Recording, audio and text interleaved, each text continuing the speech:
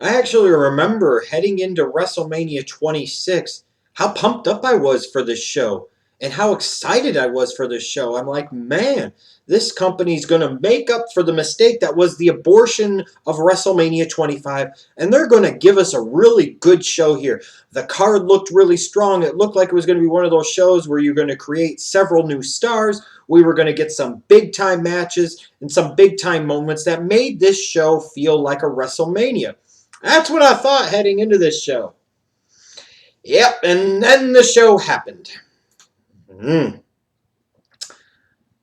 This show is perhaps a little bit better than 25, but if it is, it's not by that much. Another really forgettable WrestleMania, in my opinion, minus maybe two matches, and really should have warned me about the troubles ahead and just how bad things were going to get in the rest of 2010. This should have been the warning light that said, warning, warning, danger, danger, lots of dumb G-rated crap coming, Linda Senna campaign, warning, warning, warning, taking eyes off the ball. I wish I would have been part of the YWC around this time in 2009, 2010. Oh my God. So let's talk about WrestleMania 26. When I look back at this show, I see a lot of potential to do a lot of great things and a lot of great potential completely and totally unrealized. I see the opportunity to create several new stars, and it ultimately was kind of more of business as usual, same old shit, same old shit. A lot of balls were dropped on this show. It's just the way I'm going to put it. The pre-show match, you had what, the 26-man interpromotional battle royal that was won by Yoshitatsu. Yay, Yoshi! Unfortunately, that is still your career highlight. And when we tried to do a hashtag Save Yoshitatsu Twitter handle for you, or Twitter hashtag thingy, you didn't like it. So screw ya. We tried to help. We did, damn it. We did. And apparently the WWE decided after this that, we haven't won the battle royal, but it doesn't matter.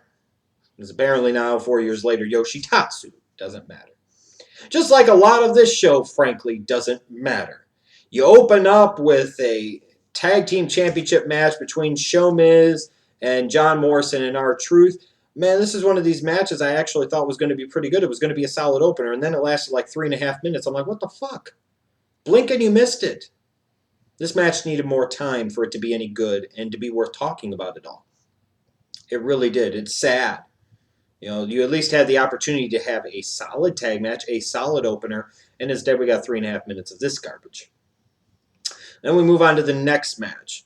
Perfectly positioned on the card. In general, I think the card structure for this show was a hell of a lot better than WrestleMania 25. I really did. I like how this card was structured pretty much throughout. I thought the flow of the show made sense. I thought where matches were on the card in relation to their importance made sense. And obviously, they had finally learned the lessons of WrestleMania 18 and WrestleMania 25 and said, maybe we need to have a certain set match main event the show because nothing else is going to follow it. That's exactly what it is. But you get here. You get the big split of legacy. You get the triple threat. You get Randy Orton versus Cody Rhodes versus Ted DiBiase. And my opinion at the time was this, is that if you're going to get behind Ted DiBiase, you need to turn him face because him going as a heel is against the grain. And really, frankly, the WWE never fully fucking figured that out until it was far too late and they had lost any and all interest in pushing it. You needed to go with Ted DiBiase as a face here and keep him that way. And as a result, I felt like you maybe should have him win this match here. But then I looked at it and I said at the time, I'm like, Cody Rhodes, I'm not really sure yet. I see where he gets it in the ring, but he could really use this rub. So maybe he's the one that should actually win this match. Maybe he should pin a Ted DiBiase. Maybe he should win and have his big WrestleMania moment. Instead, they just screwed the pooch totally. They had Randy Orton win. And as a consequence, unfortunately, kind of turned a babyface from this point going forward, which I'm not sure was really the WWE's intention and the WWE's plan. It may have ended up being the plan because they were out of touch. They didn't realize going into it. And I can remember telling my friends. I can remember telling Tony. I can remember telling Mr. Rout. I can remember telling my friend Jarrell. I said, if they have Randy Orton win here, the crowd is going to turn him babyface. And you don't want that. That'll be disastrous for all parties involved. And lo and behold, ding dong, the Schleg Daddy was right. Imagine that. An okay match with the wrong result, my opinion. Why sit there and have this legacy triple threat just to have Randy Orton win? We knew Randy Orton was better than the other two. That's not the point. The point is you're trying to create a new star here. How is having Rhodes or DiBiase not win this match helping to create a new star? I'm just saying. And then we get to the Money in the Bank ladder match. And this was a bit clustered. It was a bit of a fuck-up match compared to some of the other Money in the Banks that I've seen over the years, with one of the dumbest booking decisions that I have ever seen, especially easily the dumbest, dumbest of dumb dick booking decisions in terms of Money in the Bank winners. You knew the WWE had fucked up when you've got guys like Christian and Matt Hardy and Kane and Drew McIntyre and Kofi and Ziggler and Shelton Benjamin and MVP and Evan Bourne, most of whom you probably could have made some type of argument back in 2010, and in some cases a very strong, legitimate argument, that any of these guys should have won the Money in the Bank, maybe outside of an Evan Bourne. Everybody else, you would have had some type of dog in the fight. You would have had some type of legit argument as to why they should be the Money in the Bank winner. Christian, one of those career recognition things. Matt Hardy, same thing. Kane, same thing. Drew McIntyre is Vince McMahon's fucking chosen one. Hello? Kofi Kingston, if you want, or Dolph Ziggler, if you want to go with the young kind of surprise pick. Shelton Benjamin as kind of a respect thing. MVP, because maybe he could have pulled it off. But instead, they go with Jack fucking Swagger. You want to talk about the ultimate swerve and the ultimate what the fuck happened here? You knew the WWE had fucked up when their only real setup they gave to Swagger even being a legit possibility was when they had him come on commentary the Raw before WrestleMania, talking about he's going to win Money in the Bank. I'm like, I remember looking at Tony and we were both laughing our asses off. We're like, there's no way they're going to have Swagger win the fucking Money in the Bank. Well, lo and behold, son of a bitch, wouldn't you know that's exactly what happened. And you want to know what ruins this match and makes this match so damn stupid? And when you realize that WWE had made the wrong decision is when Jack Swagger climbs to the top of the ladder. The scene is set. The moment is his. And it takes him about 2 minutes to unhook the Money in the Bank briefcase. Now, of course, I'm sure if you watch this on the WWE Network or you bought the WrestleMania 26 DVD, you'll have no idea what I'm talking about because they edited this shit out. But those that remember it, because they watched it live, remember exactly what the fuck I'm talking about. One of the most awkward moments in WrestleMania history. One of the most awkward match moments you could possibly ever have. Instead of having Jack Swagger wrestle all these other people in the Money in the Bank ladder match, it should have just put a 2-minute stop clock up on there and said, hey, dumb dick, if you can unhook the briefcase for 2 minutes or less, you're going to be Money in the Bank winner. Otherwise, it goes to the next guy. Oh, my God. This just fell flat on its fucking face, and you knew right then and there that this was going to be stupid, and it was, and this match was stupid, and the decision of who they had win it was fucking stupid. If you can't unhook the Money in the Bank briefcase, then you are stupid, period.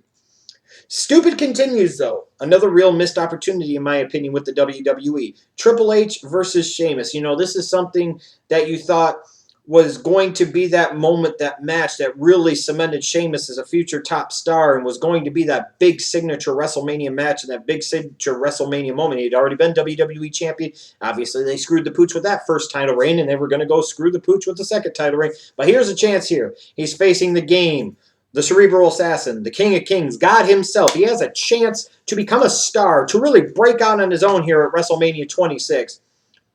Just ain't happening. Triple H is winning. An okay match with an incredibly ridiculously dumb booking decision. And don't sit there and tell me, well, Sheamus got it back the next month at Extreme Rules. No, that's the whole fucking point. You didn't need to have Triple H get this fucking victory here. Sheamus needs to go over here, strong, dominant, and clean, and then clean fucking Triple H's clock at the next pay-per-view at Extreme Rules to send him out of action until right before WrestleMania 27. Instead, Triple H wins here, and it's like, what the fuck's the point? Aren't you supposed to be trying to create new stars? Triple H loses this match here. It does nothing to hurt him. The only thing it does, if anything, is potentially helps him because down the road, it builds another star into Sheamus for somebody for Triple H to feud with down the road. This was kind of like one of those, hey, you're in the Breakfast Club, you're my lifting buddy, but fuck you, I still run the show type of matches. This was dumb. It was dumb, period.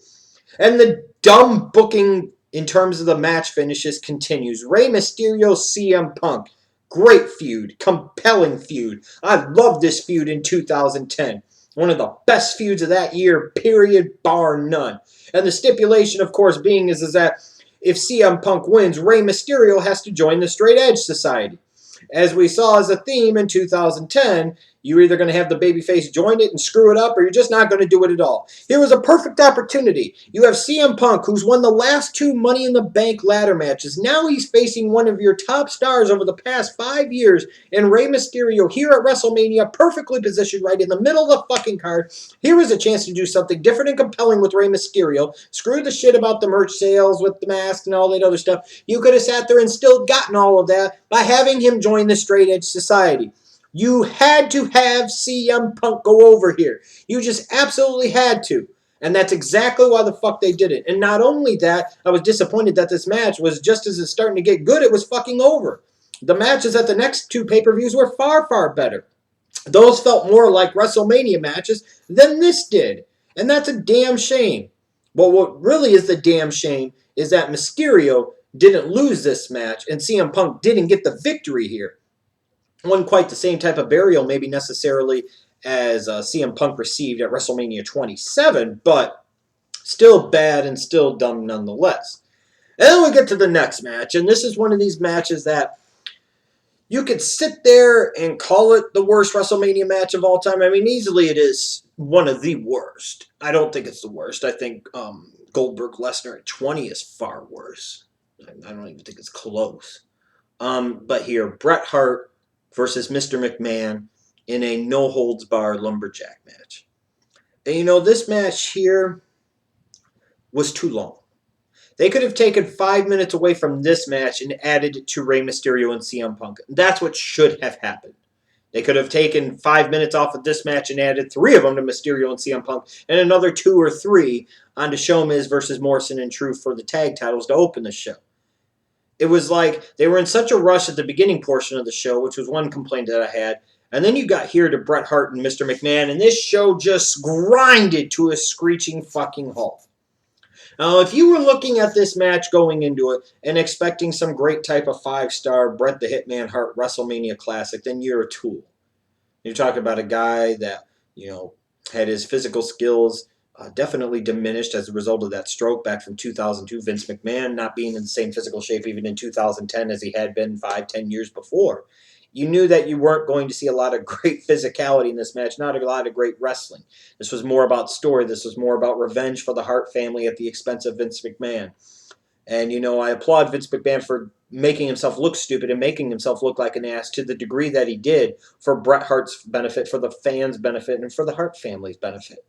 Yes, this was a terrible match, but I get the point. I get the story, and I get the message. I just think what really hurt this was that it went too damn long.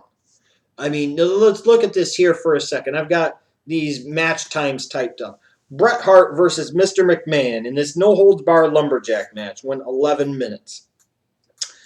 The tag title match and Mysterio CM Punk combined did not go as long as Bret Hart versus Mr. McMahon. There's something incredibly wrong with this picture.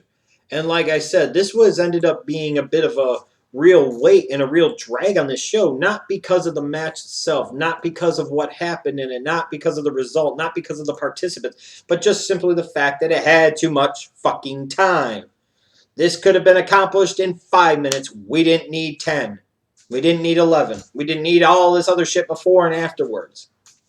Just get in, get it done with, and move on. Would have made it so much better and so much more memorable instead of as forgettable as it became.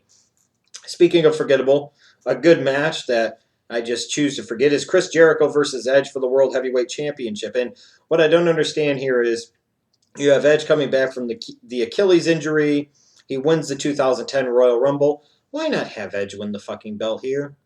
All the other times over the years that you've seen Chris Jericho do the job, and willingly and frankly sometimes when he shouldn't fucking have done the job.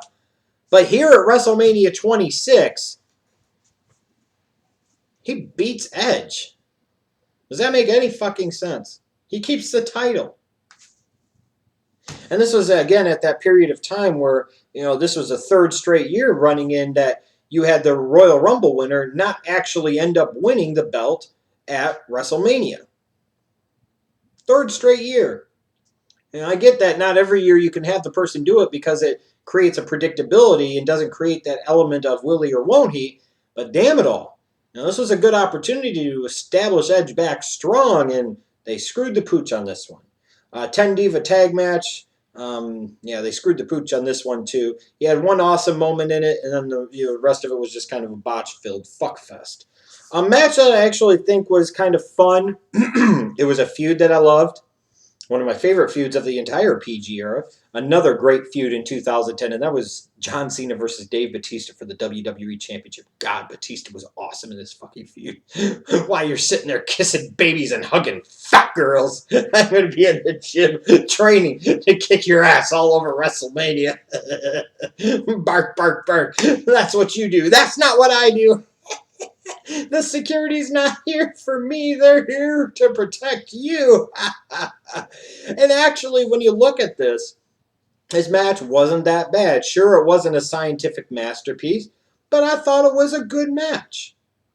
And it was most importantly of all, it was in the perfect spot of the card. Even though you could have maybe argued in a weakish way that Cena Batista could have main evented WrestleMania 26 here because of the fact of who was involved and the significance of the feud and what it represented and how interesting I thought that feud was. They didn't. And they made the right booking decision. Because if this would have main evented this show, ultimately, we'd be sitting there and talking about it as every bit as forgettable of a main event as a WrestleMania 18 had or a WrestleMania 25 had. We don't do that here. I think at least would remember Cena versus Batista for the WWE Championship. Of course, Cena won, but that was by design because Batista was going to be leaving in a couple of months, so he was trying to put Cena over as much as he possibly could. Hey, like I said, fun feud, good match, actually. But then we get to what the show is ultimately really remembered for. And that is The Undertaker versus Shawn Michaels. It's streak versus career. Now, I don't think this match was as good as 25. No, it definitely wasn't. Did it maybe tell a little bit of a better pure story than 25? Yes, you could argue. But it still was the right match in the right spot at the card, the right time, with the two right individuals. You have Undertaker, Shawn Michaels, streak versus career. Nothing else on this fucking card mattered more. No other belts on this card are more important than this match. And finally, the dumb dicks in the WWE got one right. They figured, oh shit, we screwed this up at 18. We screwed it up at 24. I forgot about that with HBK Flair. We screwed it up there. We screwed it up the next year at 25. Hey, third year in a row. Let's get it right this time. And you did. Now, to those of you that would have sit there and said, well, you couldn't have HBK Flair main event WrestleMania 24 because, it was sad and would have been a real downer. No. It would have still been a downer, but it would have also been a happy thing. Because it would have been a great way to end the show. Because nothing else could really follow that match on the fucking card. Sometimes you have to understand that. WrestleMania 26, they got it 100% right.